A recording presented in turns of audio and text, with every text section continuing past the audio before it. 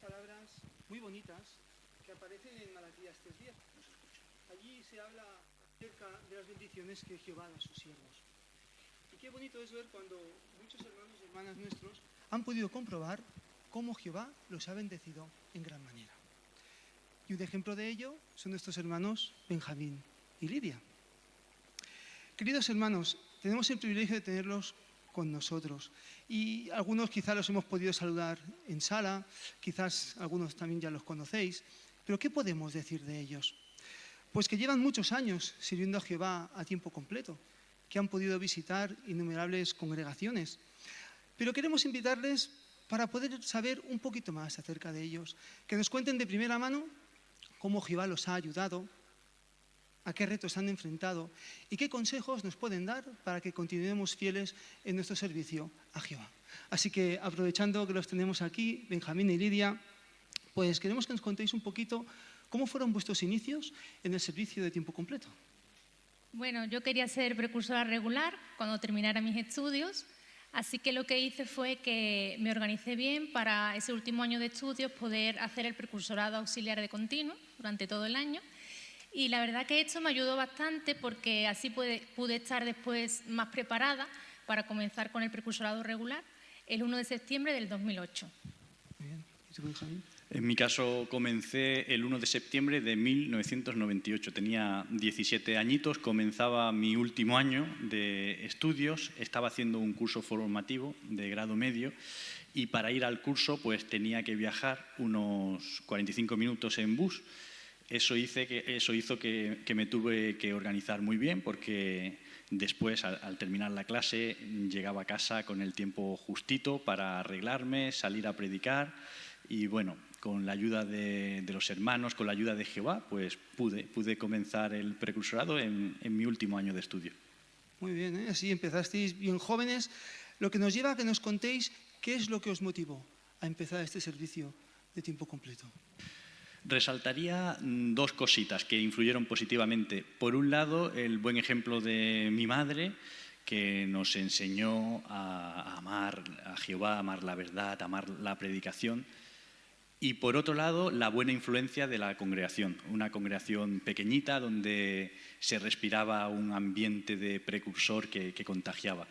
Recuerdo también que por aquel tiempo empezó el programa Los Precursores Ayudan, y yo recibí ayuda de un anciano precursor que me ayudó a mejorar en mi ministerio y también a poder cumplir con la meta que tenía de ser precursor regular. Muy bien.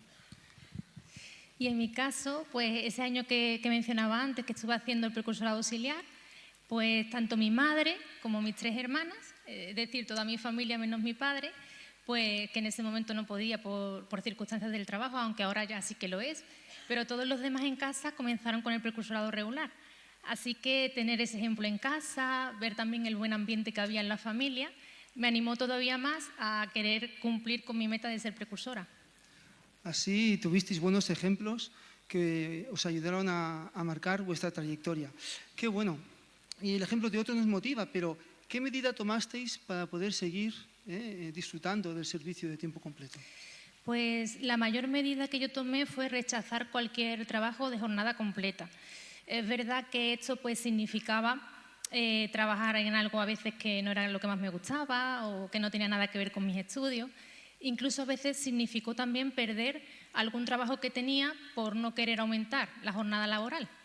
Y luego después, estando ya casados, pues Benjamín y yo siempre nos esforzamos por mantener una vida sencilla, que nada nos atara, para poder estar disponibles si es que Jehová quería contar con nosotros, porque ese era nuestro deseo, el poder servir más plenamente a Jehová. En mi caso, cuando terminé el curso formativo que comentaba, pues ya llevaba casi un añito de precursor. Claro, ahora tenía que buscar un trabajo para poder llevar a cabo aquello que había estudiado. Pero yo buscaba trabajos de esto y no salía como yo quería, porque todos los trabajos que se me ofrecían era a jornada completa, de mañana y de tarde. Yo ofrecía jornada intensiva, pero no había la oportunidad. Entonces tenía un problema. Se me presentaba 2 opciones: o dejar el precursorado regular y hacer ese trabajo que me encantaba, o por otro lado, pues seguir en el precursorado y trabajar en otra cosa, que todo pintaba que sería trabajar en el negocio familiar, cosa que no me gustaba mucho. Pero bueno, finalmente seguí en el precursorado y, como decía Lidia, desde entonces, aún casados, pues siempre nuestra meta ha sido tomar decisiones que nos permitan continuar en el tiempo completo. Muy bien, ¿eh? Así vuestra decisión os llevó a darle más a Jehová. Y en toda vuestra trayectoria hasta el momento, ¿qué acontecimientos teocráticos recordáis con más cariño? Recuerdo con mucho cariño el tiempo que estuve sirviendo en Betel, recuerdo con mucho cariño cuando pude tener el privilegio de asistir a la escuela de entrenamiento siendo soltero, y si tuviera que resaltar uno que tenemos grabado en nuestro corazón con mucho cariño, es cuando nos invitaron a asistir a la escuela para evangelizadores del reino. Nosotros la habíamos estado solicitando cada año, era la quinta solicitud cuando nos invitaron, y claro, nosotros íbamos a las reuniones para los interesados en asistir a la escuela, y aquellas reuniones estaban llenas de interesados. Nosotros pensábamos, ¿a nosotros? A nosotros nunca nos invitarán. Y bueno, como siempre, pues Jehová nos sorprendió. Yo recuerdo también con cariño la primera escuela de precursora a la que asistí, que aún todavía era de 2 semanas, fue en otra provincia, tengo un recuerdo bonito. Y bueno, como decía Benjamín, fue muy emocionante recibir la invitación para la Escuela de Evangelizadores. Nos hizo muchísima ilusión, no nos lo creíamos, pero sí, finalmente llegó la invitación, unos 2 meses antes de que la hiciéramos, que la hicimos desde enero hasta marzo del año 2019. Y algo que también nos alegró mucho fue saber que nos asignaron a hacerla en Betel. Esto para nosotros fue un plus porque así pudimos experimentar algo que también nos hacía mucha ilusión, como era conocer como matrimonio la vida en Betel. Así que podemos decir que fue todo un regalo de Jehová que recordamos con mucho cariño. Muy bien, ¿eh? Y en vuestras palabras hemos denotado esfuerzo, sacrificio. Bueno, ¿qué bendiciones os ha reportado el servicio a Jehová debido a este esfuerzo y a este sacrificio que habéis hecho como matrimonio? Servir a Jehová a tiempo completo siempre nos ha traído solo bendiciones. Por ejemplo, la escuela para evangelizadores ha sido un antes y un después en nuestra carrera espiritual. La capacitación que recibes, el estímulo para desarrollar buenas cualidades que agraden a Jehová, los hermanos que conoces, su ejemplo, todo eso lo consideramos como bendiciones por parte de Jehová. Y luego el asistir a la escuela para evangelizadores pues también te abre muchas puertas de servicio, y eso es lo que ha sido en nuestro caso. De hecho, podemos decir que no estaríamos hoy aquí, y es una gran bendición, si no hubiéramos asistido a la escuela para evangelizadores. Sí, yo puedo decir que fueron 2 meses inolvidables, una experiencia muy bonita que me acercó mucho a Jehová, y además también reforzó mi idea de dejarme guiar por Él, porque he comprobado que Él sabe mejor que nadie cómo y cuándo utilizarnos, y además nos ayuda a cumplir con la asignación que nos da. Cuando terminamos la escuela, pues tuvimos una asignación muy bonita. Fuimos a un pueblecito en el interior de Galicia, o Carballiño, que al principio era un poco intimidante la asignación, pues por el frío, la lluvia, nosotros que somos andaluces, pero la verdad que hemos vivido cosas maravillosas en esta asignación y tenemos recuerdos preciosos que siempre vamos a llevar con nosotros, y ahora en esta nueva asignación pues también estamos convencidos que vamos a seguir sumando muchos recuerdos bonitos. Sin duda que será así. Muchísimas gracias, Benjamín, Lidia, de verdad, gracias de corazón por habernos permitido haceros esta entrevista, por habernos contado vuestras experiencias, cómo ha sido vuestra trayectoria hasta llegar hasta aquí. Ahora sí podemos decir que os conocemos un poquito más, pero esto es solo el principio, porque nos esperan 3 años que vamos a poder disfrutar de vuestra compañía, de trabajar juntos, y sin duda va a permitir que nos conozcamos mucho más. Pues queridos hermanos, ejemplos como el de Benjamín y Lidia nos hacen ver que cuando uno sirve de corazón a Jehová, uno ve cumplidas las palabras de Malaquías 3:10 que decíamos al principio. Servir a Jehová siempre trae muchas bendiciones. Jehová siempre bendice. Y cuando Él confía en Él, no hay dudas. Él hará que podamos ser felices. Así que sigamos todos imitando ejemplos de fe como el de nuestros hermanos y buscando maneras de ampliar nuestro servicio a Jehová. Si lo hacemos, Él sin duda también nos colmará de bendiciones.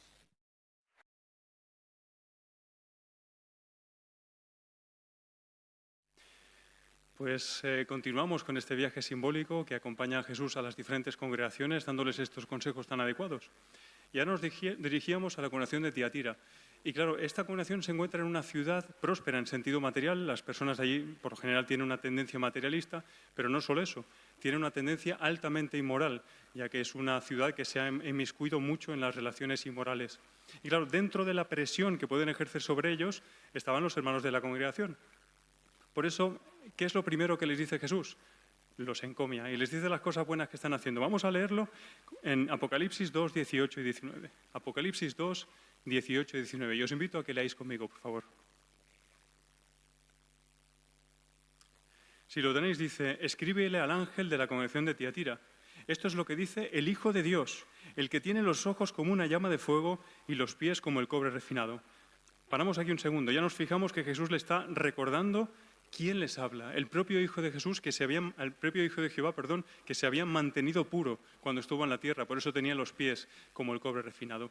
Y después de decirle esto, fijémonos el versículo siguiente. Dice: conozco tus hechos, tu amor, tu fe, tu servicio y tu aguante. Y sé que tus últimos hechos son más que los del principio. Así que bonito, imaginaos esta congregación al recibir esta carta. Al ver que Jesús, la persona más importante después de Jehová, les estaba diciendo: me he fijado en vosotros y en las cosas buenas que hacéis y cómo no habéis dejado caer vuestras manos, seguís trabajando como al principio para Jehová. Pero después de decirle estas cosas, les recuerda que tenían que mejorar en algo. Vamos a leerlo en los versículos 20 y 21 ahora. Versículos 20 y 21. Jesús les dice: pero tengo algo contra ti, que toleras a esa mujer, Jezabel, que dice ser profetisa y engaña con sus enseñanzas a mis esclavos para que caigan en la inmoralidad sexual y coman carne sacrificada a ídolos. Le di tiempo para que se arrepintiera, pero ella no quiso arrepentirse de su inmoralidad sexual. ¿Qué sucedía? Que la actitud degradada de las personas que rodeaban a la congregación les estaba afectando en su corazón y habían empezado a tolerar aquellas prácticas inmorales. Puede ser que no las cometieran, pero sí habían empezado a tolerarlas. Por eso, ¿cómo se podían mantener íntegros?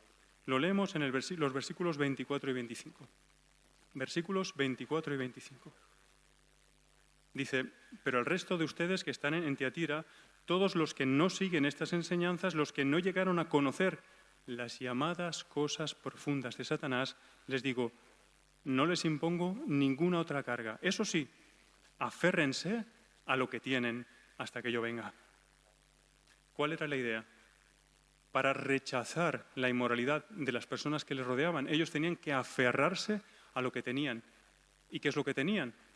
Pues tenían con ellos los principios bíblicos, los principios morales que Jehová les había dado y que eso les permitía formar parte de la congregación y les permitía tener una buena relación con Jehová. Tenían que aferrarse a ellos.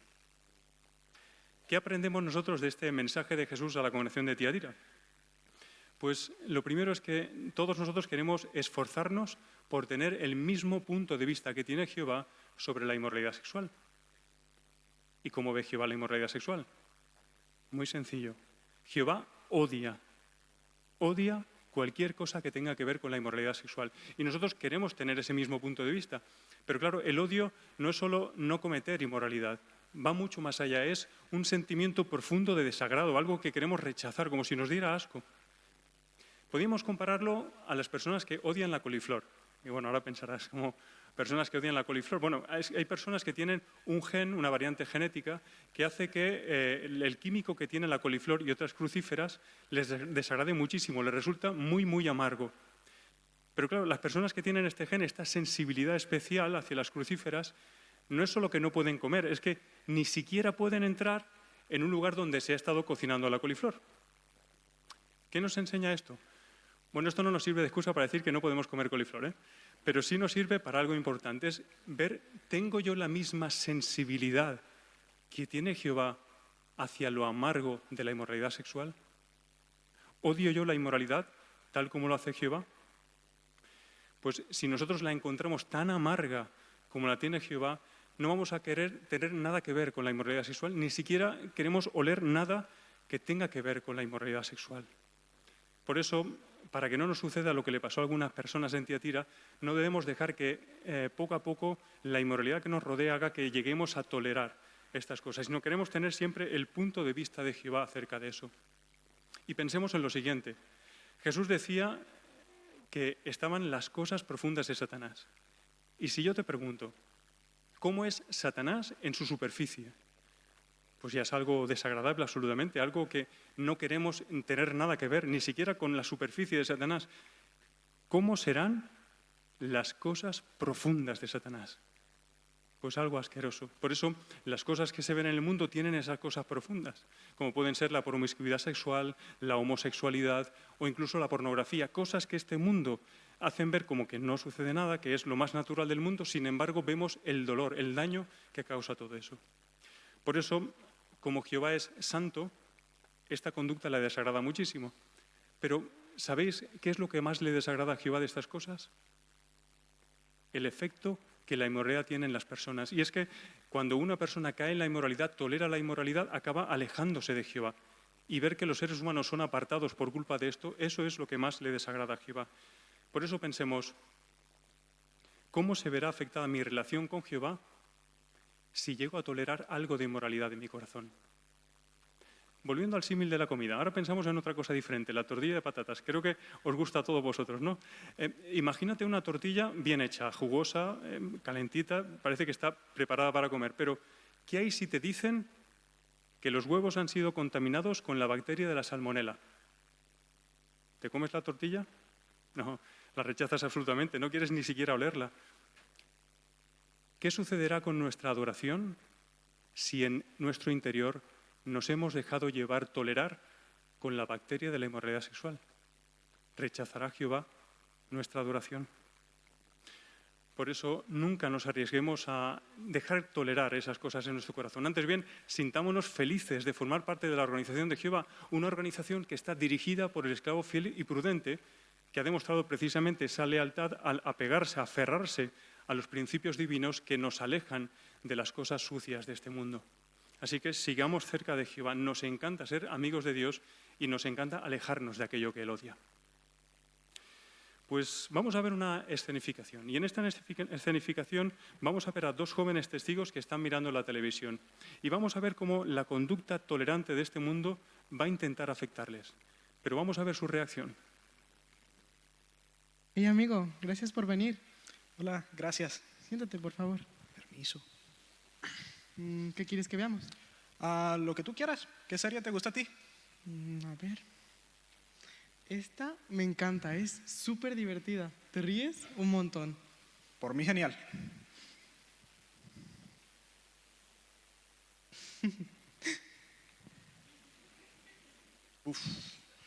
Apenas llevamos 5 minutos y esta es la segunda vez que estos personajes se pasan. La verdad es que me siento incómodo. No te preocupes, hombre. Total, no son los protagonistas. No, esto ya no me está gustando. Pero, ¿qué hacemos? Todas las series tienen algo así. ¿Y si mejor vemos otra cosa? ¿Cómo qué? En esta no dicen malas palabras y eso ya es mucho. Si nos ponemos tan quisquillosos no vamos a poder ver nada. Además, debemos ser tolerantes y amar a todo el mundo, porque le predicamos a todas las personas, ¿no? Sí, claro, pero piensa que aunque Jehová ama a todas las personas, Él no aprueba ningún tipo de conducta inmoral. ¿Crees que tendría sentido que entonces nos divirtamos viendo escenas como estas? Supongo que no, pero es que mis compañeros de clase son súper tolerantes. Algunos incluso van a la iglesia y allí no les dicen que eso esté mal. Quizás estamos siendo demasiado estrictos. Pero en esas iglesias enseñan la verdad y hacen todo lo que dice Jehová. Lo cierto es que no. Y es que en la realidad, ¿quién está detrás de todo esto? Satanás. Exacto. Y él siempre intenta rebajar las normas de Jehová. Hace que lo malo parezca bueno para que pensemos que esas normas son demasiado estrictas. Ya sé. La verdad, al principio a mí también me molestaba un poco, pero creo que terminé acostumbrándome. ¿Vemos otra serie? No, mejor hagamos otra cosa. Pues al final estos jóvenes han tomado una buena decisión, ¿verdad?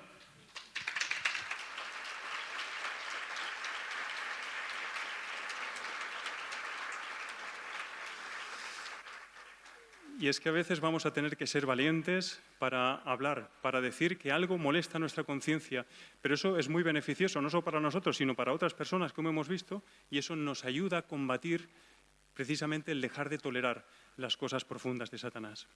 Y como hemos visto en la escenificación, este mundo, el mundo de Satanás, a veces quiere que nosotros empecemos a probar algo de esas cosas, y lo hace pintándonos lo bueno malo y lo malo bueno. ¿Y cómo lo hace? Pues como hemos visto en la escenificación, a veces dentro de series que parecen aparentemente inofensivas o otro tipo de contenidos en multimedia, lo que hace es meter sus cuñas de inmoralidad sexual. A veces puede que nos sintamos pues en contacto, en sintonía con el personaje principal, pero lo que hace Satanás es ahora aprovechar eso para meter también la inmoralidad sexual, y eso puede llegar a afectarnos. ¿Cómo podemos luchar contra este germen? Vamos a leerlo en la carta de Pablo a los Efesios, capítulo 5, versículos 3, 10 y 11. Efesios 5, 3, 10 y 11.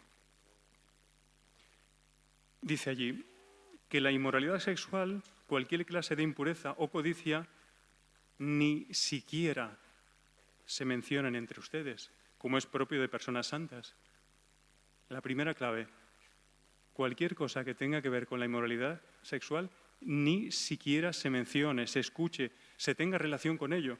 Y ahora el versículo 10 continúa: sigan asegurándose, lo mismo que había dicho Jesús en la carta que leíamos a Tiatira, sigan aferrándose, sigan asegurándose a lo que le agrada al Señor y dejen de participar en las obras infructíferas que son de la oscuridad. No queremos tener nada que ver con la oscuridad, las cosas profundas de Satanás. Antes bien, elegimos con cuidado aquello que estamos viendo, que escuchamos o con quien compartimos nuestro tiempo. En cuanto a ver y escuchar, lo tenemos claro: series de televisión, internet, las personas que salen en estas redes sociales, pero ¿con quién compartimos nuestro tiempo? Claro, no es solo con aquellos que vemos en el día a día, sino personas con quien compartimos algunos ratos de nuestra vida y que se han dejado llevar por las degradadas normas morales de este mundo. ¿Podemos alejarnos de ellos? Pero a veces puede estar enmascarado en cosas como chats grupales, por ejemplo. Y un ejemplo acerca de estos chats, lo peligrosos que pueden llegar a ser, es en un país hubo muchos hermanos que crearon un gran chat de una red social que todos conocemos. Y ahora, dentro de ese chat, aunque en principio empezaron a hablar de cosas espirituales, con el tiempo empezaron a hablar de sexo. Pero dice la experiencia que hasta el punto que en ese chat al final casi solo se hablaba de sexo. La consecuencia: muchos hermanos dicen que por culpa de eso habían tolerado la inmoralidad sexual, y por culpa de aquellas conversaciones muchos cayeron en la inmoralidad sexual. Por eso el consejo de Pablo: sigan asegurándose, y el de Jesús: sigan aferrándose, es decir, hacemos todo lo posible por mantenernos limpios, por alejarnos de la conducta inmoral de este mundo. Y pensemos lo siguiente: este consejo viene directamente de Jesús, y Jesús, que ya estuvo en la tierra, que se mantuvo limpio, puro, por eso tenía los pies como cobre refinado, nos da este consejo. Y como él mismo dice, no lo hace como algo restrictivo, no es algo que a nosotros nos quite libertad, sino que nos hace verdaderamente libres, libres de la inmoralidad sexual de este mundo, y es para nuestro bienestar. Por eso, mucho cuidado con la presión de este mundo, y especialmente a un grupo de los que estáis aquí, como veíamos en la escenificación, a los jóvenes. Satanás va a hacer hincapié en atacaros a vosotros jóvenes para que aceptéis y toleréis la inmoralidad sexual. Así que sigamos alejándonos de todas estas cosas. ¿Cuál fue la promesa que hizo Jesús? Que si nosotros seguimos adelante, si defendemos las normas morales de Jehová, tendremos una vida feliz y eterna. Así que jamás aceptemos nada de la inmoralidad sexual. Aferrémonos a lo que tenemos.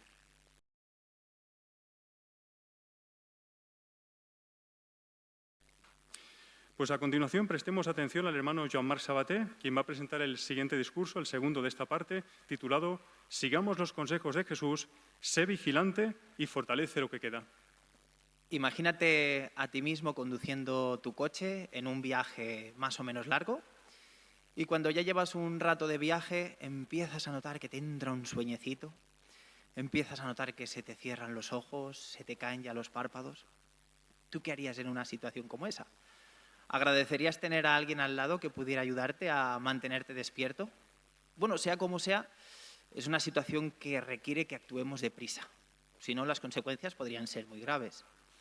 Pues en una situación muy parecida se encontraba la congregación de Sardis del primer siglo. Y por eso Jesús tuvo que darles unos consejos firmes, pero muy necesarios. Podemos leer todos juntos cuáles fueron esos consejos y también podemos ver por qué tuvo Jesús que darles estos consejos, y los encontramos en el libro de Apocalipsis capítulo 3, los versículos del 1 al 3. Apocalipsis capítulo 3, versículos del 1 al 3, y aquí encontramos lo que Jesús les dijo. Dice: escríbele al ángel de la congregación de Sardis. Esto es lo que dice el que tiene los 7 espíritus de Dios y las 7 estrellas. Conozco tus hechos y sé que tienes fama de estar vivo, pero estás muerto. Sé vigilante y fortalece lo que queda y estaba a punto de morir, porque no he visto que tus obras estén plenamente realizadas delante de mi Dios. Por lo tanto, acuérdate siempre de lo que recibiste y oíste. No dejes de obedecerlo y arrepiéntete. De hecho, si no te despiertas, vendré como un ladrón y de ninguna manera sabrás a qué hora voy a llegar. Así, si desgranamos un poquito estos consejos de Jesús, en el versículo 1 les dice: tienes fama de estar vivo, pero estás muerto.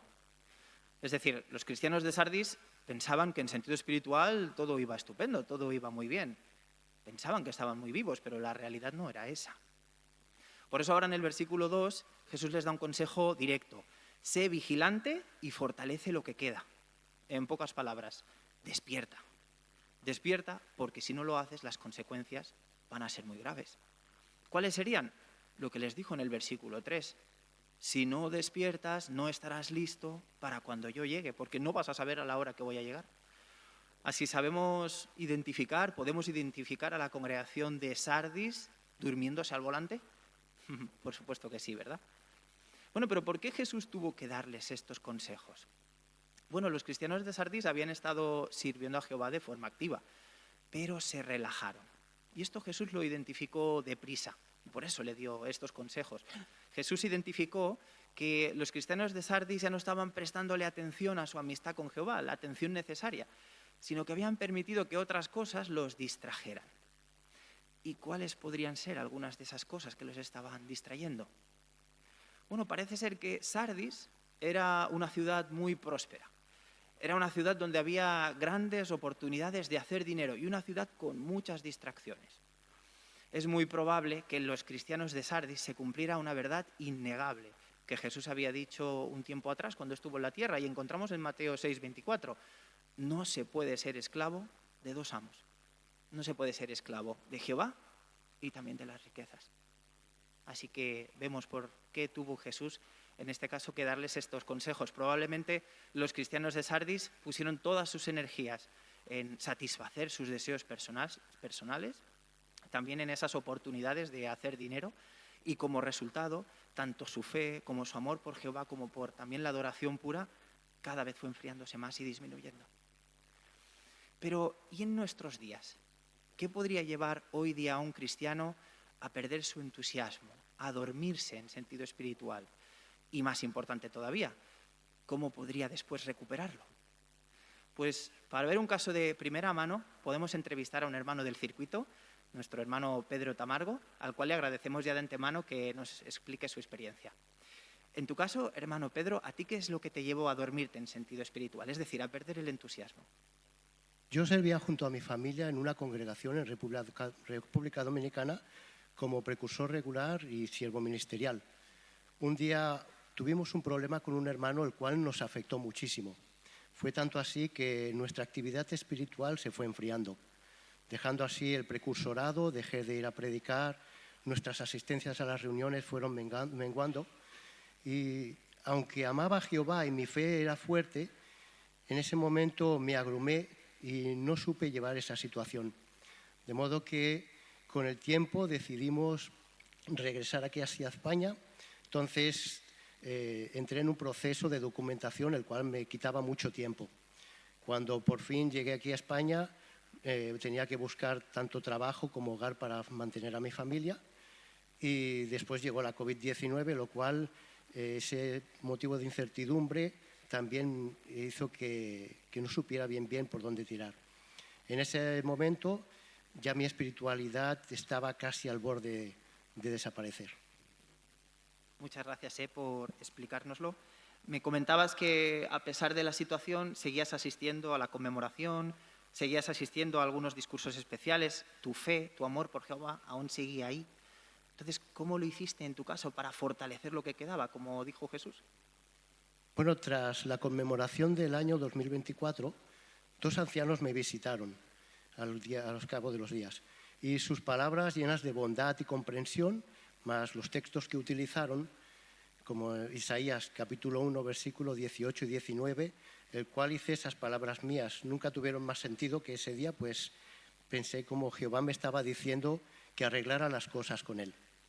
Esa noche hice una oración sentida en la cual expresé mis sentimientos a Jehová y me puse la meta de volver a arreglar mi situación.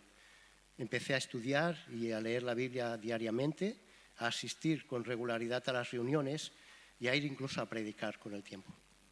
Qué bueno, ¿eh? Estupendo, hermano Pedro. ¿Y cuáles has visto que han sido los beneficios de que vuelvas a estar vivo en sentido espiritual? Bueno, los beneficios han sido muchísimos. Vuelvo a tener una buena relación con Jehová.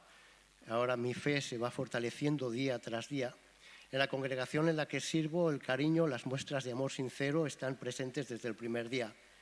Y aunque mi familia no se ha recuperado todavía, con la ayuda de Jehová y mi esfuerzo sé que poco a poco lo podrán lograr. De hecho, este año, en el 2025, para la conmemoración, toda mi familia asistió a la conmemoración y mis hijos están estudiando conmigo regularmente la Biblia. En este punto siento diariamente la mano y la bendición de Jehová en mi caso. Qué bueno, ¿eh? Y nos alegramos mucho de que así sea, hermano Pedro. Te damos de nuevo muchísimas gracias, por explicarnos tu experiencia.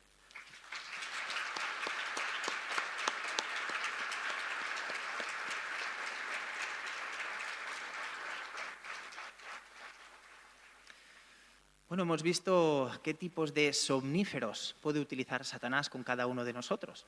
Ahora, ¿cómo podemos seguir el consejo de Jesús y seguir vigilantes para no dormirnos en sentido espiritual? Pues a continuación vamos a hablar de 2 cosas que podemos hacer y las 2 tienen que ver con prestar atención. La primera de ellas tiene que ver con prestarnos atención a nosotros mismos. Y si seguimos un poco con la comparación de nuestro viaje en coche, cuando se hacen viajes largos, las autoridades algo que recomiendan es que podamos, más o menos cada 2, 3 horitas, podamos ir deteniéndonos, podamos ir haciendo pausas. Quizás en estaciones de servicio podamos estirar un poco las piernas, podamos tomarnos un café cargado, que así nos ayude a poder seguir despiertos y seguros en nuestro viaje. Pues para poder prestar atención a nosotros mismos, también es fundamental que nos detengamos, que paremos a autoexaminarnos, a pasarnos un autoexamen, por así decirlo, una ITV espiritual, para que así podamos identificar quizás en qué cosas tenemos que poner manos a la obra y podamos hacerlo. ¿Qué podemos hacer para llevar a cabo ese autoexamen? Pues podemos utilizar algunas preguntas, unas preguntas para hacernos a nosotros mismos. Por ejemplo, una de ellas, ¿es el amor a Jehová lo que me impulsa a adorarlo? ¿O lo hago por simple rutina? Es decir, como nos recordó Jesús, ¿es ese amor con todo nuestro corazón, con toda nuestra alma, con toda nuestra mente, lo que día a día me impulsa a seguir adorando a Jehová? ¿O percibo que mi coche está yendo ya por inercia? Si es así, es un buen momento para pasar a la acción, poner manos a la obra. Otra pregunta, ¿demuestran mis decisiones que mi amistad con Jehová para mí es más importante que las cosas materiales? Es decir, ¿demuestran esas decisiones que tomamos en nuestra vida, en nuestro día a día, que mi amor por Jehová es mayor que las cosas que están en el mundo? Como nos recordó el apóstol Juan en su primera carta, 2:15. Bueno, pues es un buen momento para autoexaminarnos. Esto seguro que nos ayudará a seguir vigilantes. Y otra cosa, una segunda cosa a la que podemos prestar atención. Podemos prestar atención también a las profecías bíblicas. Y quizás ahora os preguntéis, ¿cómo pueden ayudarme las profecías bíblicas a seguir despierto, a seguir vigilante? Bueno, si recordáis, decíamos, un buen café cargado nos puede ayudar a seguir despiertos en nuestro viaje. Pues las profecías bíblicas pueden ser como ese café en sentido espiritual. ¿Por qué? Fijaros, primer sorbo a nuestra taza de café espiritual. Analizar las profecías que se están cumpliendo ahora. Hacerlo nos mantendrá vigilantes porque nos hace ver cuál es el tiempo en el que estamos viviendo. Tiempo súper emocionante donde se están cumpliendo un montón de profecías que sin duda analizarlas nos van a hacer conscientes del momento histórico en el que estamos viviendo. Por eso, ¿por qué no dedicamos tiempo quizás de nuestra adoración en familia, de nuestro estudio personal, a poder analizar este tipo de profecías que se están cumpliendo ahora? Por ejemplo, profecías como la del rey del norte, el rey del sur, profecías como la de la bestia salvaje del libro de Daniel. Es verdad, quizás la idea nos pueda asustar al principio, pero si las analizamos, damos esa oportunidad, no solamente nos van a ayudar a mantenernos despiertos, sino que además vamos a descubrir que podemos disfrutar de hacerlo. Segundo sorbo a nuestra taza de café espiritual, las profecías que se cumplirán dentro de poco. Analizarlas también nos mantienen despiertos porque nos hacen estar a la expectativa de cuál es el siguiente paso que tiene que venir. ¿Qué tiene que ocurrir justo antes de que empiece la gran tribulación? ¿Qué vamos a ver también durante esa misma gran tribulación? Seguro que analizarlo nos mantiene vigilantes. Y tercer sorbo a nuestra taza de café, ya cuando nos la terminamos, las profecías que ya se han cumplido en el pasado. Estas profecías también nos mantienen despiertos porque nos dan la garantía de que Jehová siempre cumple lo que promete. Y eso, por supuesto, nos hace seguir día a día sirviendo a Jehová con ánimo y también con confianza. Así que hemos visto cómo podemos seguir vigilantes y seguir ese consejo de Jesús. Hemos visto dos cosas que podemos hacer y ambas tienen que ver con prestar atención. En primer lugar, hemos visto que prestarnos atención a nosotros mismos, autoexaminándonos, pasándonos esa ITV espiritual, nos puede ayudar. Y también el prestar atención a las profecías bíblicas. Esas son cosas que nos van a ayudar a seguir vigilantes en este mundo difícil que vivimos. ¿Y todo ello con qué objetivo? Pues con el objetivo de que nuestro nombre también esté escrito en el libro de la vida. ¿Recordáis a los cristianos de Sardis, del primer siglo, de los que hablábamos al principio? ¿Qué acabaría ocurriendo con ellos? ¿Llegarían a despertar a tiempo? Bueno, pues si leyéramos del libro de Apocalipsis, capítulo 3, ahora los versículos 4 y 5, nos daríamos cuenta de que así fue. Llegaron a despertar a tiempo. Y el propio Jesús ahí reconoció que sus nombres ya están escritos en el libro de la vida. ¿Por qué? Porque se lo merecieron. Que no nos quepa ninguna duda, queridos hermanos, que si nosotros también seguimos los consejos de Jesús, y en este caso seguimos vigilantes, también nosotros podremos llegar sanos y salvos durante nuestro viaje hacia el nuevo mundo.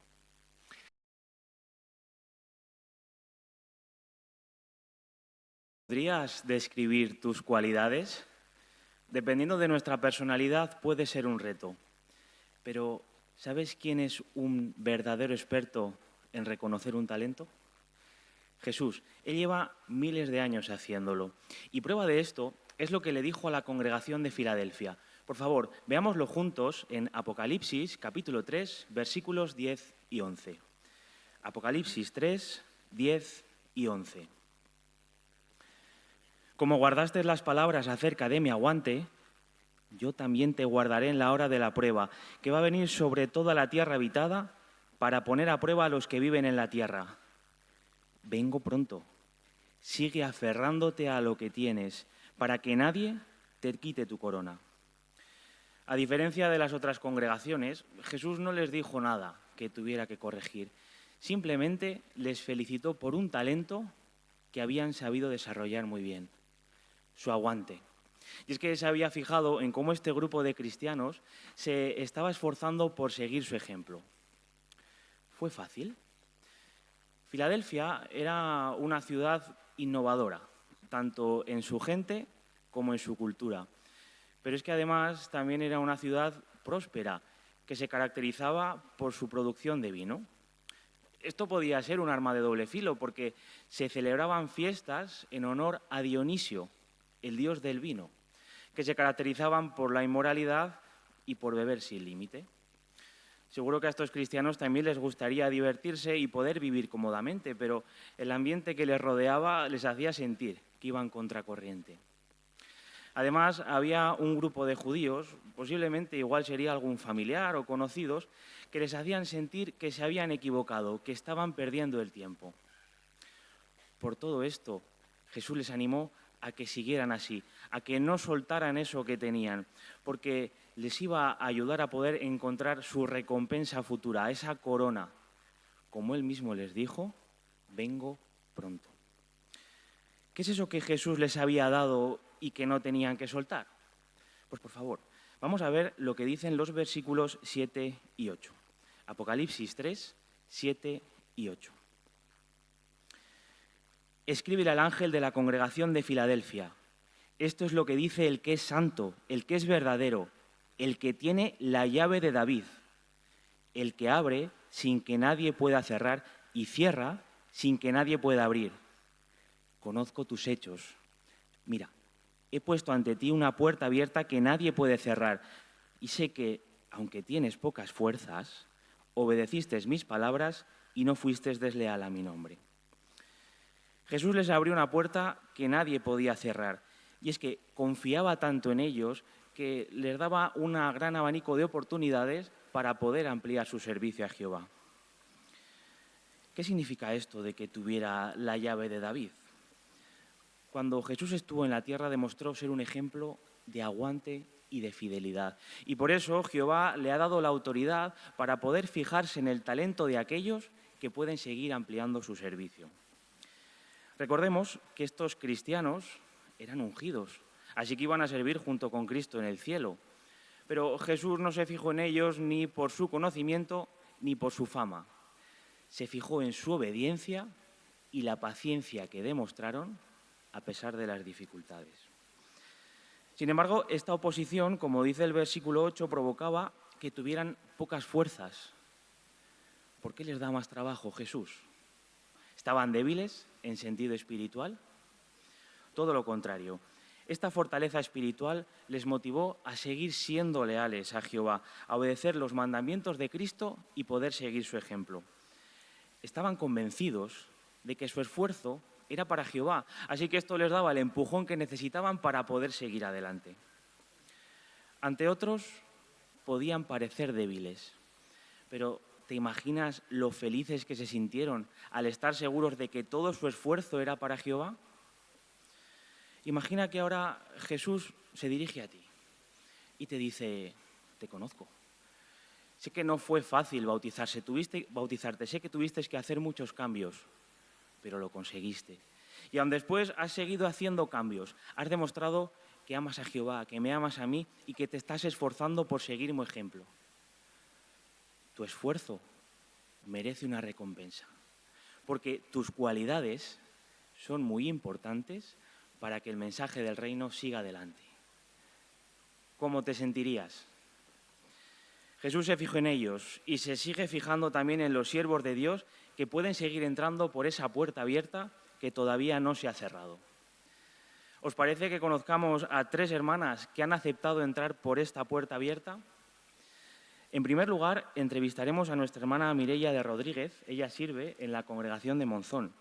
Mireia, ¿qué puerta se te ha abierto? De servir como precursora regular en mi congregación de Monzón después de 15 años de haberlo sido. Muy bien. ¿Qué desafíos has tenido que afrontar? Pues en tener que compaginar mis responsabilidades familiares, laborales y espirituales. Para ello tengo que ceñirme a un horario para poder llegar a todo y claro, esto requiere ciertos sacrificios de mi parte, como por ejemplo tener que madrugar bastante todos los días para poder realizar mi lectura de la Biblia. Eso conlleva esfuerzo. ¿Cómo te ha dado fuerzas Jehová? Pues lo ha hecho de diferentes maneras, por medio de su palabra, la Biblia, orándole constantemente, por medio de los hermanos de la congregación y también por medio de mi familia, que me ayuda mucho. Así como dijo el apóstol Pablo en Colosenses 1:29, puedo seguir trabajando duro para Jehová, luchando con la ayuda de su fuerza, que actúa poderosamente en mí. Así que me siento muy feliz y muy agradecida a Jehová.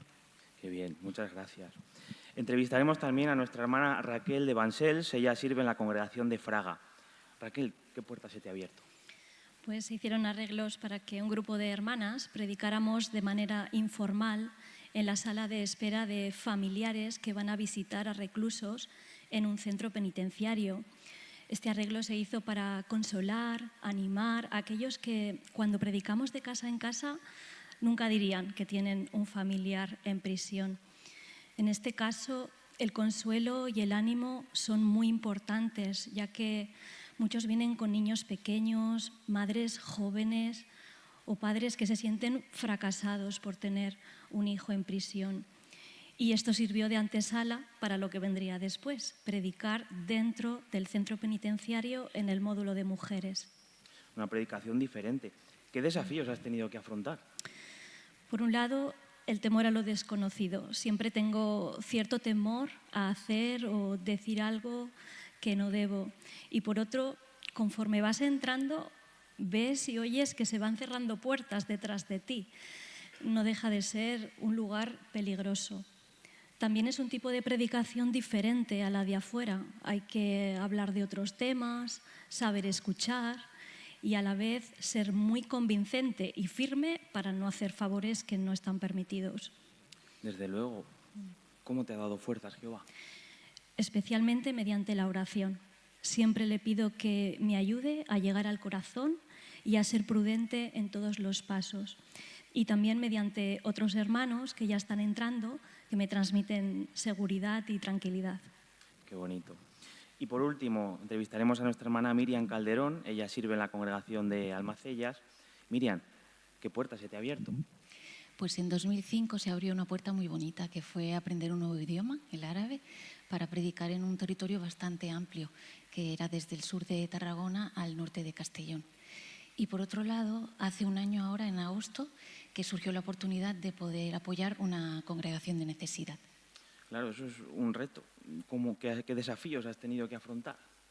En los dos casos, el desafío ha sido el mismo, que ha sido mudarme, dejar a la familia, a los amigos y empezar de cero. ¿Cómo te ha dado fuerzas, Jehová, Miriam? Pues él ha sido muy generoso porque ha escuchado mis oraciones, las ha respondido de manera muy clara al llegar a las congregaciones y eso me ha dado la seguridad que necesitaba. Además, ha sido muy bonito comprobar lo que dice Marcos 10, 29 y 30. He sentido que Jehová me ha dado padres, madres, buenos amigos aquí en el circuito y una gran familia en Almacelles que siempre está muy pendiente de mí. Y por otro lado, todo esto me ha dado mucha confianza en Jehová y ha hecho que no tenga dudas en el caso de que se vuelvan a abrir nuevas puertas, pues he experimentado que la bendición de Jehová sobrepasa por mucho los sacrificios y los desafíos que se presenten. Estupendo. Muchas gracias a las tres por vuestras experiencias.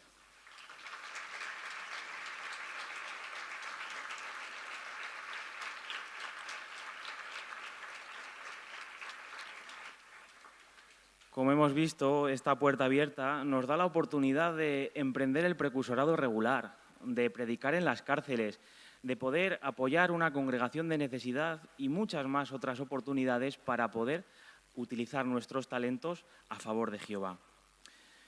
¿Cómo podemos poner en práctica lo que Jesús le dijo a Filadelfia? Aprovechemos todas las oportunidades. Da igual que seamos jóvenes, mayores, que llevemos mucho o poco tiempo en la verdad. Un primer paso va a ser profundizar en nuestro estudio de la Biblia, seguir alimentándonos y ver qué es lo que Jehová espera de cada uno de nosotros, a poder sentirnos cada vez más motivados para utilizar nuestros talentos. Joven, ¿podrías convertirte en una columna de la congregación emprendiendo el precursorado regular? ¿Podrías utilizar tu vitalidad para apoyar un proyecto de construcción? O si somos más mayores y quizás nuestras circunstancias no nos permiten hacer tanto como nos gustaría, ¿has pensado en lo que sí que puedes hacer y que seguro ya estás haciendo? Tu experiencia, tu apoyo son muy importantes para la congregación. Ser un buen amigo, dar un buen consejo o, ¿por qué no?, llevar la delantera en la predicación y empezar cursos bíblicos, también es una manera muy útil de poder utilizar nuestros talentos a favor de la obra del reino. Todos tenemos algo muy valioso que podemos utilizar en nuestro servicio. ¿Lo hemos identificado? Veámoslo como una invitación directa por parte de Jehová, de Jesús, como lo hizo también con la congregación de Filadelfia. Recordemos que Jesús, como buen ojeador, nos va a dar una oportunidad hecha a nuestra medida, que nos va a hacer disfrutar, nos va a hacer sentirnos valorados y sobre todo muy felices. Llegados a este punto, podemos contestar ya la penúltima pregunta de repaso de nuestro programa.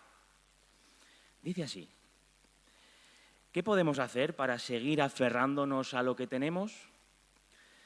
Respuesta: según Apocalipsis 2, 24 y 25, 3, 1 al 3, 7, 8, 10 y 11, defender las justas normas morales de Jehová, estar pendientes de las profecías bíblicas y usar las fuerzas que tengamos para servir a Jehová. Como hemos visto, dejemos que Jesús siga utilizando nuestros talentos para la obra del reino. No soltemos ese gran privilegio que tenemos, que es trabajar junto a los mejores compañeros que existen, Jehová y Jesús. Si nos esforzamos por dar lo mejor en nuestro servicio, van a estar muy orgullosos y su amor por nosotros cada vez será más grande.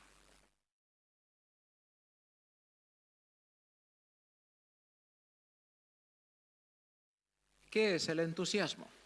Está claro que es todo lo contrario a la apatía, la frialdad o el desinterés. El entusiasmo es la cualidad que nos motiva a demostrar emoción, fervor por lo que hacemos y decimos. Podemos decir que el entusiasmo es como un fuego en nuestro corazón que nos impulsa a actuar y a hablar con determinación. Pero como sucede con una hoguera, el entusiasmo también necesita de un combustible que lo mantenga vivo. Y ese combustible es el amor. ¿Por qué es tan importante que veamos la relación que hay entre el amor y el entusiasmo? Porque Jehová ama a quienes lo aman y le sirven con todo el corazón. Sí, el amor que sentimos por Jehová es lo que nos impulsa a adorarle con entusiasmo. Y precisamente eso es lo que podemos leer en la carta que Pablo escribió a Tito. Vamos a buscarla juntos, por favor. Carta a Tito en el capítulo 2 y el versículo 14. Veamos lo que Pablo le escribió bajo inspiración. Tito, capítulo 2 y versículo 14. Si lo tenemos, ahí dice: Él se entregó a sí mismo por nosotros para liberarnos de toda clase de maldad y purificar para sí mismo un pueblo que es su propiedad especial y que, ¿notamos?, está deseoso de hacer buenas obras. Sí, el amor que sentimos por Jehová nos impulsa, como dice el texto, a estar deseosos de hacer buenas obras. ¿Cuáles son algunas de estas buenas obras?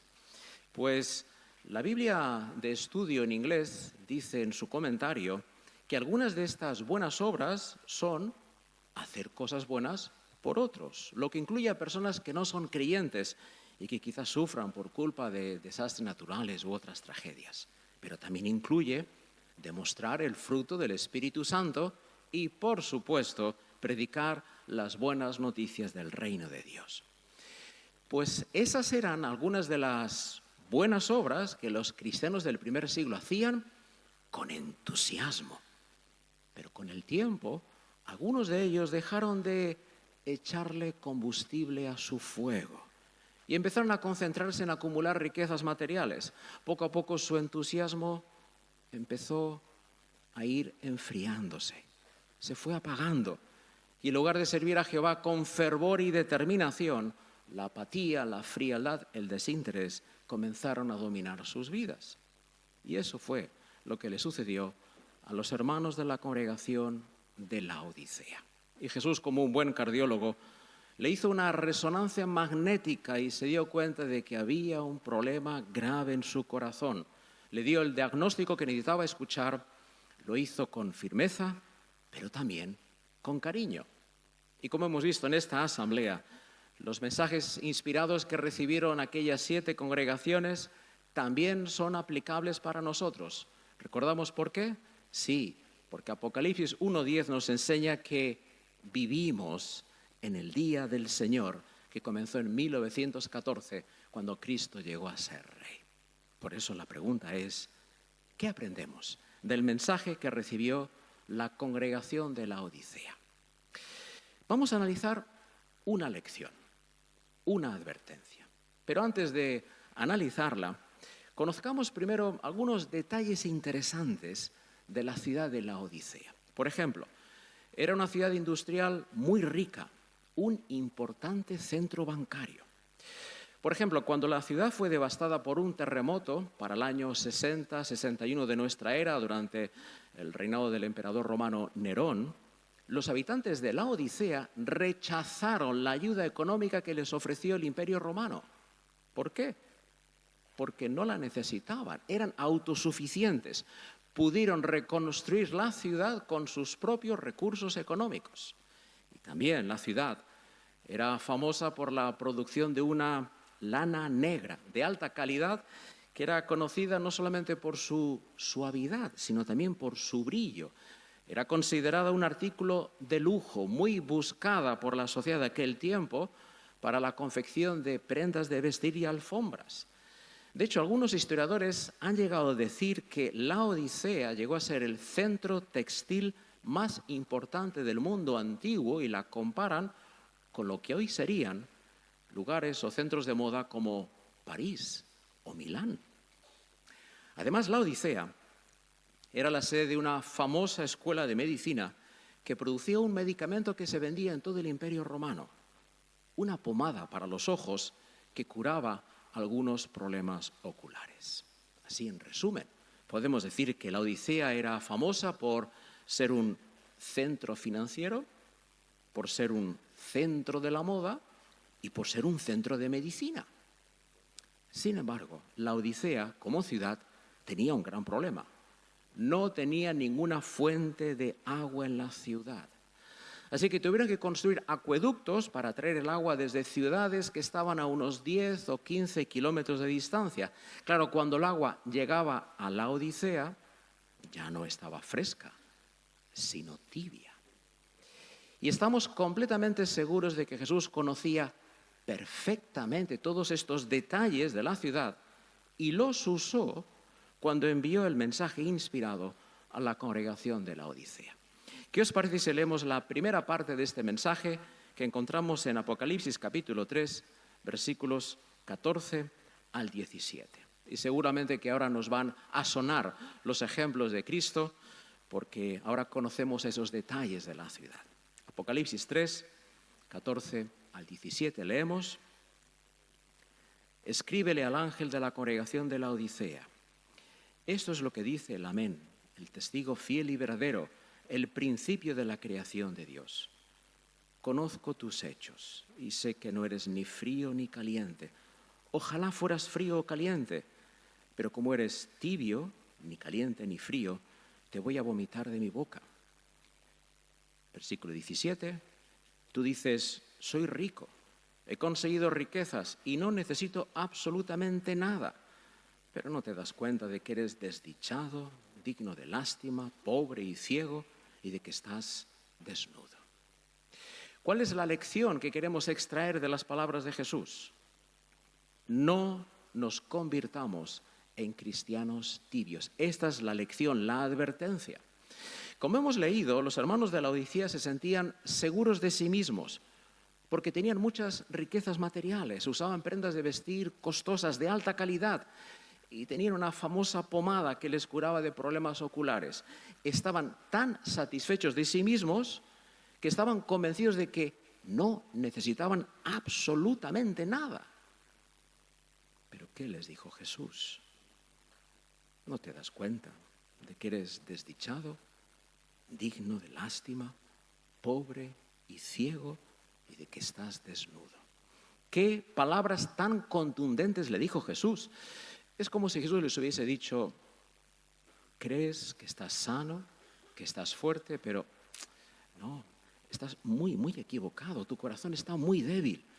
Tu corazón no tiene energía, no tiene vitalidad. Sufres de insuficiencia cardíaca. ¿Y cuánta razón tuvo Jesús con su diagnóstico?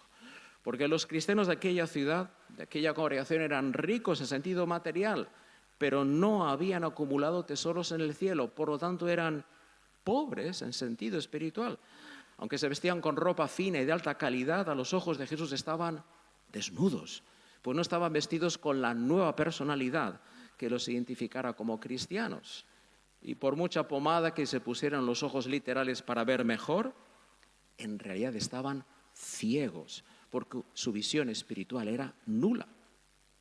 En pocas palabras, Cristo describió muy bien la condición de aquellos cristianos cuando les dijo que se habían hecho tibios, como el agua que llegaba a la ciudad a través de los acueductos. Es decir, se volvieron apáticos, indiferentes, fríos en sentido espiritual. Habían perdido su entusiasmo y no habían llegado a esa lamentable situación espiritual porque les faltara alimento espiritual. Claro que no. De hecho, para aquel tiempo ya tenían casi todos los libros que hoy forman parte de la Biblia. Sí, también tenían los evangelios de Mateo, Marcos y Lucas. Esto significa que aquellos cristianos conocían muy bien el Sermón del Monte, donde Jesús dijo: dejen de acumular para ustedes tesoros en la tierra, más bien acumulen para ustedes tesoros en el cielo, porque donde esté tu tesoro, ahí también estará tu corazón. Pero los de la Odisea estaban tan distraídos con el deseo de llevar una vida cómoda, materialista, que ignoraron por completo el suculento banquete de alimento espiritual que tenían justo delante de sus ojos. Y aún así, Jesús no los dio por perdidos, no, porque no solamente les dio el diagnóstico de su enfermedad, también les dijo, con firmeza sí, pero con cariño, cuál era el tratamiento para curarse. ¿Cuál era? Vamos a leer la segunda parte del mensaje de Jesús, Apocalipsis capítulo 3, y leamos ahora los versículos 18 y 19. Aquí tenemos el tratamiento para curarse. Apocalipsis 3, 18 y 19 dice: por eso te aconsejo que me compres oro refinado por el fuego para que te hagas rico, ropas blancas para que vayas vestido y no quede a la vista la vergüenza de tu desnudez, y pomada para los ojos para que te la apliques y puedas ver. Versículo 19: yo corrijo y disciplino a todos los que les tengo cariño. Así que demuestra entusiasmo y arrepiéntete. Tenían que comprar, como hemos leído en las palabras del propio Cristo, oro refinado por el fuego, ropas blancas y pomada para los ojos. Pero es muy interesante cuando leemos el mensaje de Jesús que no dijo que se podían conseguir esas tres cosas de forma gratuita. No, no eran de forma gratuita. De hecho, tenían que comprarlas. Pero ¿dónde podían comprarlas? No de los banqueros, no de los comerciantes locales. Tenían que comprarlas de Jesús. ¿Pero cómo podían comprarlas? Con su tiempo y esfuerzo. En otras palabras, Cristo les dijo que tenían que dedicar tiempo y esfuerzo para, uno, ser ricos en hacer buenas obras, como las que leímos al principio en Tito 2:14. 2, vestirse de la nueva personalidad. Y 3, aplicar los consejos bíblicos como si fueran una pomada para mejorar su visión espiritual y hacer que sus ojos brillaran. Y está claro que las riquezas materiales no eran las culpables de la lamentable situación espiritual de los hermanos de la Odisea, no. El problema era que ellos amaban el dinero, confiaban en el dinero y eran esclavos del dinero. Pensemos en esas tres expresiones que hemos usado: amar, confiar y ser esclavos. ¿Verdad que estas tres expresiones son las que tendrían que describir nuestra relación con Jehová, con Jesús y con todos nuestros queridos hermanos? Claro que sí. Por eso, ¿cuál es la lección para nosotros? No permitamos que el deseo de llevar una vida cómoda nos distraiga y como resultado se enfríe nuestra devoción a Jehová y lleguemos a convertirnos en cristianos tibios. Todo lo contrario, queremos avivar nuestro fervor, demostrarle a Jehová que lo amamos, que confiamos en Él, que somos sus esclavos. Como dice el texto que acabamos de leer de Apocalipsis 3, 19, queremos seguir adorando a Jehová con entusiasmo y sobre todo en esta parte final de los últimos días. ¿Cómo podemos hacer esto? Vamos a analizar tres ayudas que nos ayudan, nos permiten poder adorar a Jehová con entusiasmo. Primera, llevemos una vida equilibrada. Como sabemos, los cristianos equilibrados se caracterizan por no ir a los extremos. Tienen buen juicio, ponen la voluntad de Dios en primer lugar en su vida y confían por completo en Jehová. Vamos a analizar un ejemplo bíblico para ilustrarlo bien. Vamos a repasar algunos relatos que vimos en los episodios 2 y 3 de la serie Las Buenas Noticias según Jesús en la Asamblea Regional del 2025. Y vamos a centrarnos en 4 discípulos de Jesús que llevaron una vida equilibrada. ¿Quiénes fueron estos 4 discípulos? Andrés y su hermano Simón Pedro, que como sabemos eran socios de una compañía pesquera, al igual que Juan y su hermano Santiago. Ya tenemos a los 4. Y parece que no les iba nada mal en su negocio, ya que tienen que contratar trabajadores. Como sabemos, cuando Andrés y Juan conocieron a Jesús gracias a Juan el Bautista, quedaron convencidos de que habían encontrado al Mesías prometido. ¿Qué hizo Andrés? Vamos a leer este relato tan emocionante en Juan, capítulo 1, versículos 40 al 42. Juan 1, 40 al 42. Si lo tenemos, dice el registro, Andrés, el hermano de Simón Pedro, fue uno de los 2 que oyeron lo que Juan dijo y siguieron a Jesús. Encontró primero a su propio hermano Simón y le dijo: «Hemos encontrado al Mesías», que traducido es Cristo, y lo llevó a donde estaba Jesús. Cuando Jesús lo miró, le dijo: «Tú eres Simón, hijo de Juan, tú serás llamado Cefas», que traducido es Pedro. Como vimos en la producción audiovisual, Andrés, entusiasmado, fue a ver a su hermano y le dijo que había encontrado al Mesías. Y seguramente también Juan hizo lo mismo con Santiago. Sabemos que este relato bíblico tuvo lugar para el otoño del año 29 de nuestra era. Así que durante los siguientes meses, los 4 discípulos acompañaron a Jesús en su gira de predicación mientras visitaba Galilea, Judea y Samaria, pero luego los 4 regresaron a su negocio de la pesca. Sí, eran personas de inclinación espiritual, pero todavía estaban atados a su negocio. Tiempo después, ya adentrados en el año 30, Jesús los ayudó a pescar una inmensa cantidad de peces que lo vimos, ¿verdad?, en la Asamblea Regional, y nos quedamos impresionados al ver cómo iban saltando ahí los peces. Fue justamente en ese contexto, en ese momento, que Jesús les dijo las palabras que ahora leemos en Lucas, capítulo 5, versículos 9 y 10. Vayamos ahora a Lucas, capítulo 5, versículos 9 y 10. Y hablando de Simón Pedro dice: «Y es que él, Simón Pedro, y los que estaban con él, habían quedado enormemente asombrados por todo lo que habían pescado, igual que Santiago y Juan, los hijos de Zebedeo, que eran socios de Simón. Pero Jesús le dijo a Simón: «Ya no tengas miedo. A partir de ahora estarás pescando hombres». Está claro que con esta invitación Jesús no les estaba diciendo que ahora ellos iban a ser sus discípulos. No era una invitación para ser discípulos de Jesús, porque ya lo eran. Esta fue una invitación para que lo siguieran a tiempo completo. ¿Y cómo reaccionaron los 4 discípulos? Vayamos ahora a Mateo. Estamos leyendo varios relatos paralelos para tener el cuadro completo. Vayamos a Mateo 4. Vamos a leer 2 versículos que destacan exactamente la misma palabra, que describe la reacción de los 4, una palabra que nos llama mucho la atención. Mateo 4, versículo 20. Hablando de Pedro y Andrés, dice Mateo 4, 20, enseguida ellos, Pedro y Andrés, dejaron las redes y los siguieron.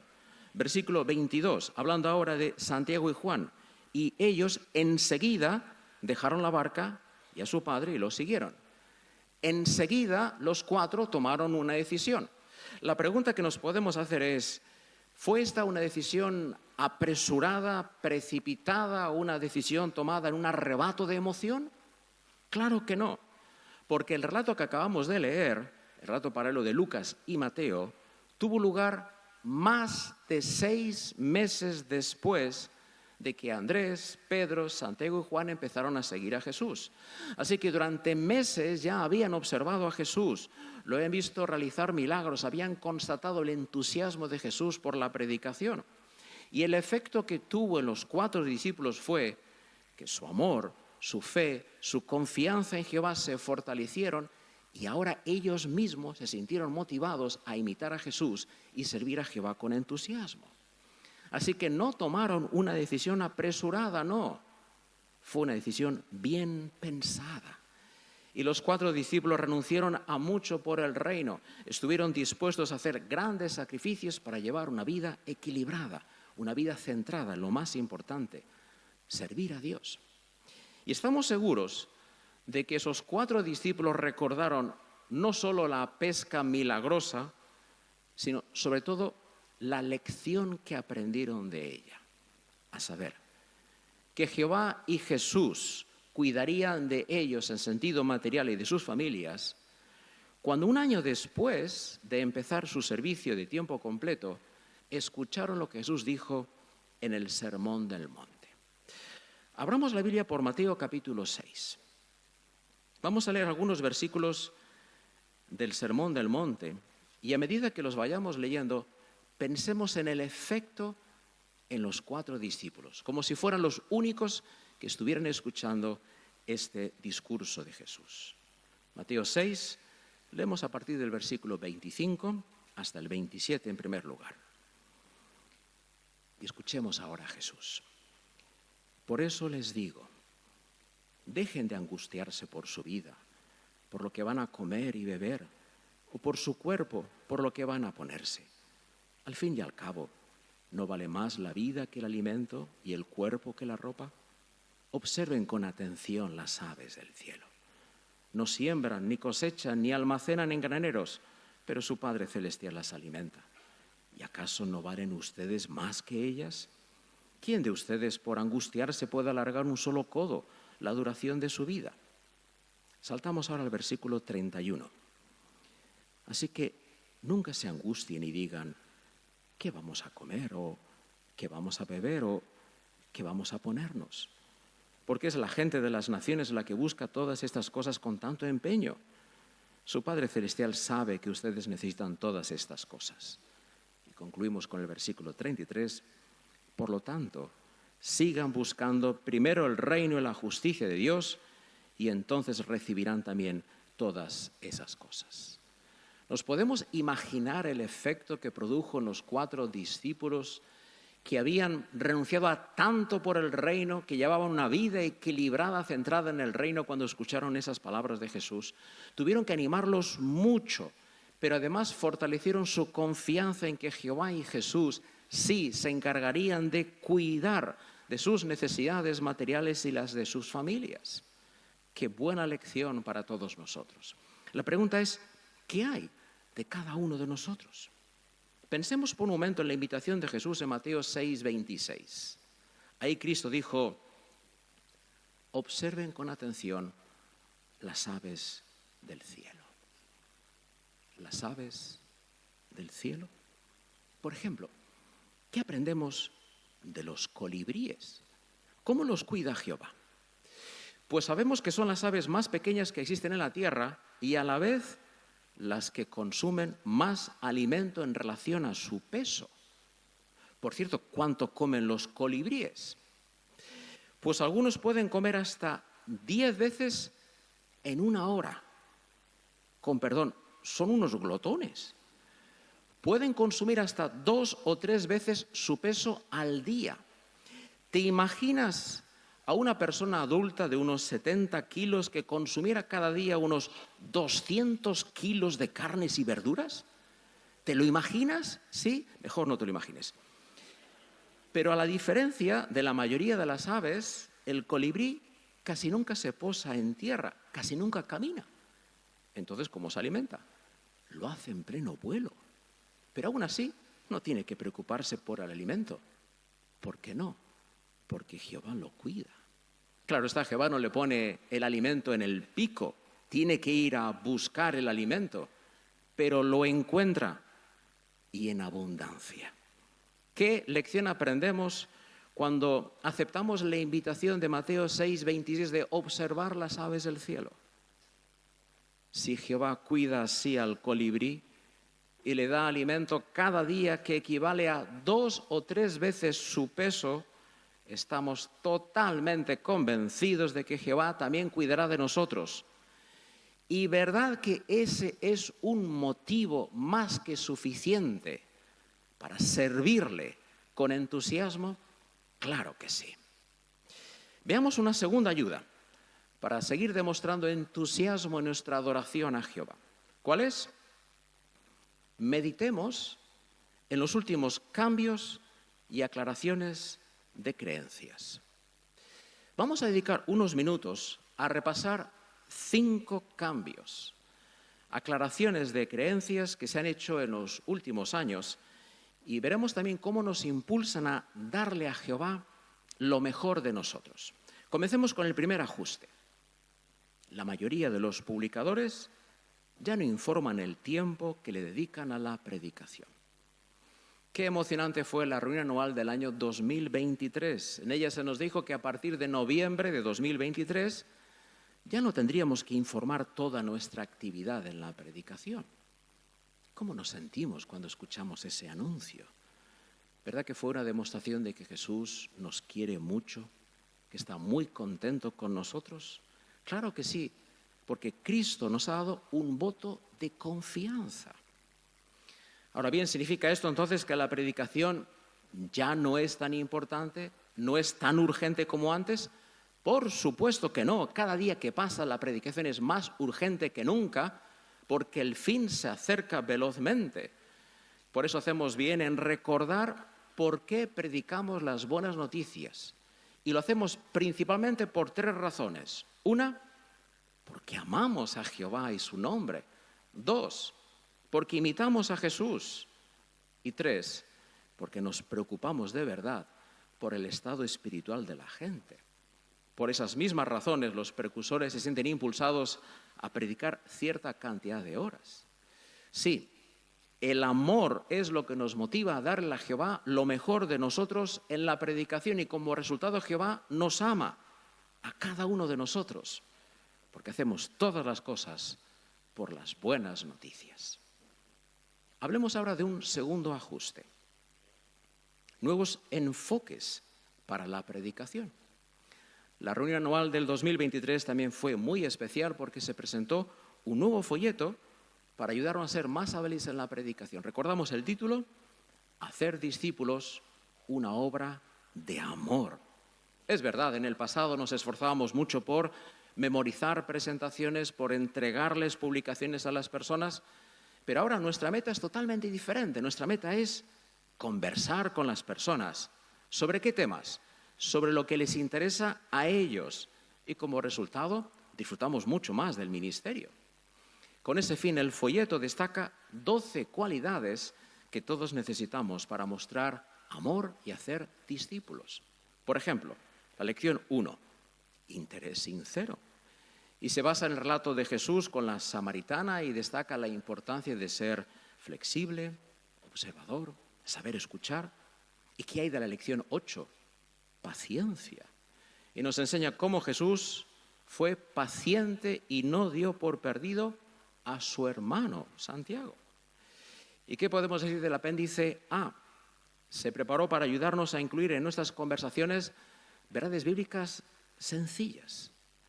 Nos hemos familiarizado ya con los 9 temas de la sección Verdades Bíblicas que nos encanta enseñar.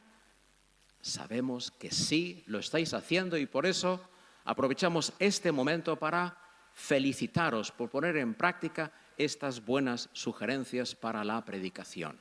Que todos sigamos poniendo en práctica lo que nos enseña este folleto, porque así demostraremos que el amor es lo que nos impulsa a hacer discípulos. Tercer ajuste.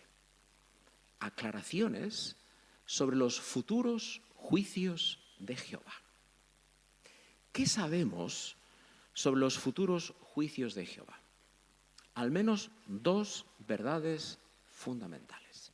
Primera, sabemos que no podremos predicarles a todas y cada una de las personas antes de que venga el fin. Por supuesto, nos vamos a esforzar al máximo para seguir anunciando las buenas noticias a toda nación, tribu, lengua y pueblo, pero sabemos que no vamos a poder llegar a todas y cada una de las personas que viven en el planeta. Entonces, ¿qué va a pasar con las personas que no tengan la oportunidad de escuchar las buenas noticias antes de que venga el fin? ¿Qué va a hacer Jehová con ellas? Aquí es donde ahora llega la segunda verdad fundamental. Sabemos que nuestro Padre Celestial juzgará a cada persona de manera individual y que lo hará de forma equilibrada, justa y misericordiosa. Entonces, ¿necesitamos seguir predicando con entusiasmo? ¿Qué pensáis? ¡Claro que sí! El amor es lo que nos impulsa a advertirle al mayor número posible de personas de que el fin de este mundo malvado está muy cerca. Y ahora la pregunta es, ¿hasta cuándo? ¿Hasta cuándo predicaremos las buenas noticias? Esta es una pregunta muy importante porque hasta hace poco entendíamos que dejaríamos de predicar las buenas noticias cuando Babilonia la Grande fuera destruida y comenzara la gran tribulación. Pero esta afirmación no encaja con lo que Jesús dijo en Mateo 24, 14. ¿Por qué no? Porque la palabra fin en este versículo se refiere al fin definitivo del mundo de Satanás en el Armagedón. Por lo tanto, el esclavo fiel y prudente nos enseña que lo que entendemos ahora es que seguiremos predicando las buenas noticias hasta justo antes del fin definitivo en el Armagedón. Este cambio en nuestra manera de entender Mateo 24, 14 es muy significativo porque nos ayuda a comprender mucho mejor, con mayor claridad, la grandeza del amor y la misericordia de Jehová hacia los seres humanos. Y como dijo recientemente la Atalaya, en una pregunta de los lectores, es bastante posible que después de la destrucción de Babilonia la Grande haya personas que recuerden o descubran que los testigos de Jehová estuvimos anunciando por muchos años que las religiones falsas serían destruidas y entonces decidan ponerse de parte de Jehová. ¿Verdad que estas aclaraciones nos motivan a seguir predicando con entusiasmo hasta el mismísimo fin? Claro que sí. Cuarto ajuste. Más ayuda para quienes han cometido pecados graves. ¿Verdad que nos alegramos mucho de saber que ahora se pueden hacer más cosas para ayudar a quienes han pecado gravemente contra Jehová y puedan regresar a su pueblo? Por ejemplo, ¿qué pueden hacer ahora los ancianos cuando se saca a alguien de la congregación? Pueden reunirse con esta persona unos pocos meses después para invitarla con cariño a arrepentirse y regresar. Y si ya ha cambiado de actitud, puede que haya base para readmitirla en ese momento. ¿Y qué pueden hacer ahora los hermanos de la congregación? Pueden decidir si invitarán a alguien que fue sacado de la congregación a una reunión de congregación y si asiste, pueden decidir si lo saludarán y le darán una bienvenida brevemente. ¿Verdad que este cambio refleja el inmenso amor y la profunda compasión de Jehová, incluso por quienes se han alejado de Él? Claro que sí. Pero, ¿significa esto entonces que nuestra conducta cristiana ya no tiene tanta importancia? Claro que no. Mantenemos una conducta ejemplar. ¿Por qué? Porque amamos a Jehová y sus justas normas. Queremos darle lo mejor de nosotros. Queremos que nuestra conducta santifique el nombre limpio de Jehová. Comentemos ahora un quinto ajuste. Cambios en la vestimenta y el arreglo personal. Es verdad, ahora tenemos más opciones a la hora de vestirnos y arreglarnos para participar en actividades espirituales. ¿Significa esto entonces que han cambiado los principios bíblicos? Claro que no. Recordamos, por ejemplo, lo que dice la primera carta a los Corintios capítulo 13. El amor no busca sus propios intereses. Más bien, el amor es lo que nos impulsa a arreglarnos con modestia, con buen juicio. ¿Por qué? Porque queremos honrar a Jehová, queremos que se hable bien de la congregación cristiana. Hemos analizado solamente 5 cambios, ajustes que hemos podido conocer y ver directamente, recientemente, en los últimos años. Como resumen, todos estos cambios tienen como fundamento el gran amor que Jehová siente por cada uno de nosotros. ¿Verdad que dedicar tiempo a meditar en todo esto nos motiva a darle a Jehová lo mejor de nosotros, a servirle con entusiasmo? Por eso hacemos todas las cosas por las buenas noticias. Queremos compartirlas con otras personas. ¿Recordamos las 3 razones de por qué predicamos las buenas noticias? Claro que sí, porque amamos a Jehová, amamos a Jesús y amamos al prójimo. Veamos una tercera ayuda para seguir demostrando entusiasmo en nuestra adoración a Jehová. ¿Cuál es? Sigamos poniéndonos metas espirituales. ¿Y por qué son estas tan importantes? Porque nos ayudan a concentrarnos en acumular tesoros en el cielo. Tesoros que incluyen tener una buena reputación, un buen nombre ante Jehová y también un historial de fiel servicio cristiano. ¿Qué metas espirituales podemos ponernos? Bueno, teniendo en cuenta lo que hemos analizado en esta asamblea, ¿qué os parece repasar en la adoración en familia los mensajes de Jesús a las 7 congregaciones y las lecciones que hemos aprendido de cada uno de estos mensajes? También podemos ponernos la meta de leer todos los números del Atalaya y Despertad. Y, cómo no, mejorar la calidad de nuestras oraciones. Otras metas que nos podemos poner. Conocer mejor a todos los hermanos de nuestra congregación. Servir en un lugar donde haya más necesidad. Ser precursores auxiliares o regulares. Ponernos la meta de servir en Betel o quizás poder asistir a alguna de las escuelas teocráticas. Y padres, ¿podríais ayudar a vuestros hijos a ponerse metas espirituales razonables? Recordad esta idea. Nadie es demasiado joven para ponerse metas. Nadie. Mirad estos ejemplos. Christine tenía 10 años cuando se puso la meta de leer las biografías de testigos fieles. Toby tenía 12 años cuando se puso la meta de leer toda la Biblia. Maxime tenía 11 años, su hermana tenía 10 años cuando se bautizaron y entonces se pusieron la meta de servir en Betel. Pero como eran todavía muy jovencitos, ¿sabéis lo que hicieron para no olvidarse de esta meta? Pusieron en la pared de su habitación una solicitud para ir a Betel. Padres, podéis estar seguros de que cuando animáis a vuestros hijos a ponerse metas espirituales razonables, entonces estáis actuando completamente en armonía con lo que nos enseña Jehová mediante su palabra inspirada y también actuáis en armonía con lo que el Espíritu de Dios les dice a las congregaciones.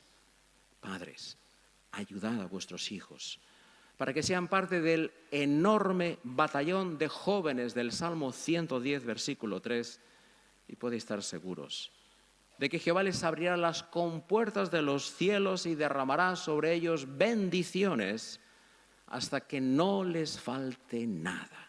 Jehová cumplirá esta promesa en cada uno de vuestros hijos. Empezamos esta asamblea diciendo que el programa de hoy nos iba a ayudar a hacernos un chequeo de nuestro corazón figurado, para asegurarnos de que tenemos un corazón fuerte y sano. ¿Y verdad que esta asamblea ha cumplido con ese objetivo? Claro que sí. Vamos a repasar brevemente algunas ideas que hemos aprendido hoy en esta asamblea. Por ejemplo, ¿recordamos cómo podemos imitar a los cristianos de Pérgamo? Sí, demostrando que somos neutrales en lo que hacemos, en lo que sentimos, en lo que pensamos. ¿Neutrales dónde? Recordamos, en nuestro corazón. Pues como dijo nuestro rey, según Juan 17 y 16, palabras que tenemos grabadas a fuego, no somos parte del mundo. O, por ejemplo, recordamos esta tarde cómo podemos seguir el consejo que Jesús le dio a la congregación de Tiatira, odiando la inmoralidad sexual tal como lo hace Jehová y defendiendo sus elevadas normas morales. O pensando en este último discurso, recordamos cuál fue el consejo que Cristo le dio a la congregación de la Odisea. Sí, que demostremos entusiasmo, fervor, emoción en nuestra adoración a Jehová. No hay ninguna duda, cuando hemos ido analizando uno por uno los mensajes de Jesús a las 7 congregaciones de Asia Menor, que Cristo los quería mucho. Les tenía un gran cariño. Si meditamos en todo lo que hemos aprendido hoy, también sentiremos cada uno de nosotros que Jesús nos quiere mucho, se preocupa por nuestra salud espiritual. Jesús quiere que tengamos un corazón fuerte, un corazón sano, un corazón que palpite con toda su energía para la alabanza de nuestro Padre Jehová. ¿Qué os parece si juntos analizamos ya la última pregunta de repaso de esta asamblea de circuito? La pregunta dice así: ¿qué nos ayudará a seguir demostrando entusiasmo? La respuesta, basándonos en los textos que hemos leído de Apocalipsis y también del Sermón de Monte, según Mateo capítulo 6, vamos a ir leyendo despacio la respuesta por si deseáis tomar nota. Confiemos por completo en que Jehová cubrirá nuestras necesidades. Repetimos esta: confiemos por completo en que Jehová cubrirá nuestras necesidades. La respuesta es un poquitín larga, así que continuamos. Llevemos una vida equilibrada. Llevemos una vida equilibrada, centrada en darle a Jehová lo mejor de nosotros. Centrada en darle a Jehová lo mejor de nosotros. Y pongámonos metas espirituales. Y también a nuestros hijos. Y ahí termina la respuesta. ¿Cuántas gracias le damos a Jehová, a Jesús y al cuerpo gobernante por esta asamblea de circuito que sí nos ha ayudado a hacerle un chequeo para asegurarnos de que nuestro corazón está fuerte y sano para alabar a Jehová? Por eso, queridos hermanos, que todos tengamos un corazón obediente para que oigamos lo que el Espíritu les dice a todas las congregaciones.